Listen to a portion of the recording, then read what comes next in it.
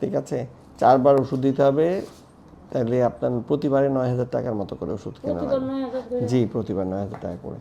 এখন আপনি এটা যদি কোনো সাহায্য চান সরকারিভাবে, আপনার সমাজ কল্যাণ এবং সমাজ সেবা 2টা অধিদপ্তরে আলাদা করে সাহায্য দেয়। এছাড়া বেসরকারি অনেকেই সাহায্য দেয়, আকিজ বা অন্যান্য অনেকগুলো কোম্পানি যারা মানুষকে সাহায্য করে।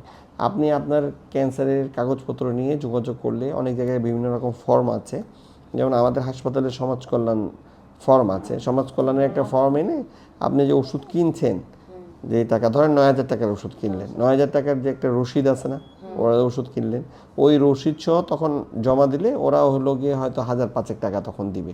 এছাড়া আপনার সমাজ কল্যাণ অধিদপ্তর যেটা আছে সেখানে প্রতি রোগীর জন্য এককালীন একবারে 50,000 টাকা করে দেয় প্রত্যেকটা রোগীকে, এবং অ্যাপ্লাই করলে সাথে সাথে হয়তো দেয় না, 2-3 মাস সময় লাগে। একটা ফর্ম আছে, ফর্মে অ্যাপ্লাই করা।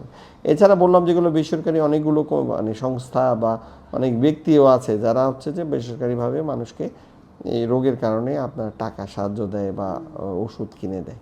তো আপনি যোগাযোগ করেন, যদি সমস্যা থাকে এগুলো করতে পারেন। কিন্তু চিকিৎসায় আপনার এই খরচ যাবে, এটা আপনার জানা প্রয়োজন, এবং আপনাকে সময় মতো আসতে হবে, চিকিৎসা নিতে হবে। টাকা আপনাকে জোগাড় করতে হবে, কারণ হচ্ছে যে টাকাটা ওষুধ না থাকলে তো আপনি সরকারিভাবে পাবেন না। ঠিক আছে, ওকে।